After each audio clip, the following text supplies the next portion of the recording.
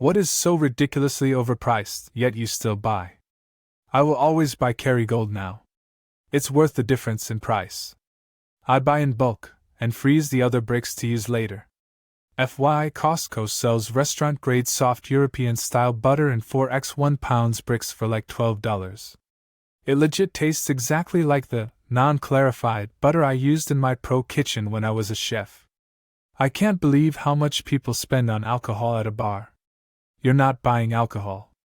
You're renting space to stand in.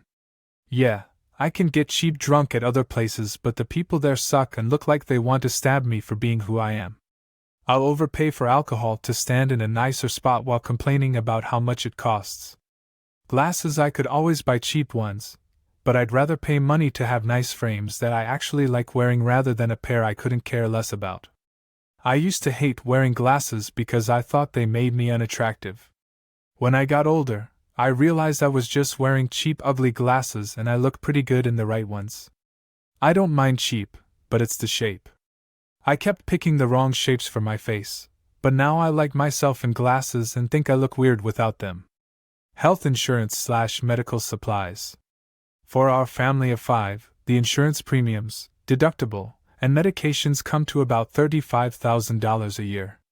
You don't have an out-of-pocket maximum of like $12,000 or something? Sounds like some trash health insurance. Right now? Cars, at least in my area. Brand new cars are few and far between.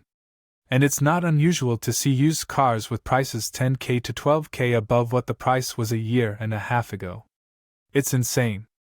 I've heard about people flying multiple states over just to get a car for MSRP, instead of $10,000 more. Just a normal sedan. Pretty crazy. My buddy did that. Flew from Chicago to New York to save thousands on a Honda. There is a huge Ford dealership right next to my office. One of my favorite things to do when I first started working there was go next door and walk through an inventory of all the new cars. For the past year or so, though, it's pretty much just been a giant empty surface parking lot.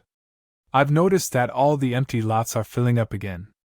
Dealers will still play the markup game for a few more months, but I'm already seeing used prices start to fall back to at least under what the new price was. Concessions at sporting events.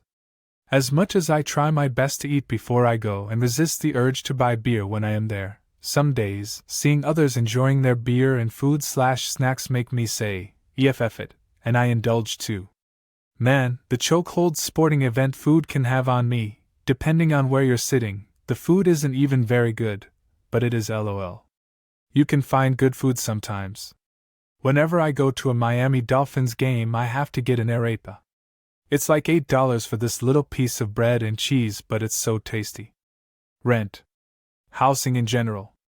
Even people who can afford a house are paying double than 10 years ago. And this group obviously gets smaller and smaller. And a lot of people are waiting for a crash. I think the next couple years is as much a crash as we're gonna get. And then everything will skyrocket again. Doubt we'll get a crash.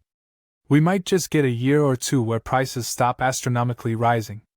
Even if there is a drop, it'll only go down to pre-pandemic levels at best. Concert tickets. My wife wanted us to go to a concert recently. She told me the tickets would be more than $700. I asked her if we were going to be witnessing the return of Jesus. When I was going to concerts in my teens and early 20s, $50 was considered expensive for a ticket. Most were around $35. Groceries. I miss prepping the same meal for a week to save money, not out of necessity.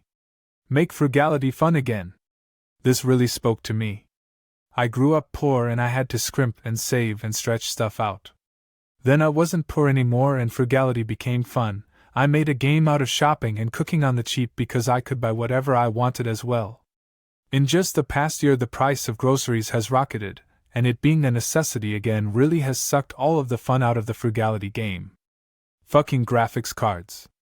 They're getting better, but like half a decade ago I bought a mid-range graphics card for the PC connected to my living room TV. I fully expected it would go outdated fast. But with the chip shortages and stuff, anything that's more than a slight upgrade is stupid expensive still. I want something that does ray tracing, but I don't want to pay an arm and a leg for it. We're still a ways out from ray tracing being both affordable and not tanking performance, I'm afraid. The 4090 is starting to near decent ray tracing performance, but that price tag pretty much excludes many from getting it. Insulin. We had to rush my grandma to the hospital this weekend. She was coherent enough to call my mother but was just babbling and not making sense. My mom tried to call her back but didn't get an answer, so she rushed over.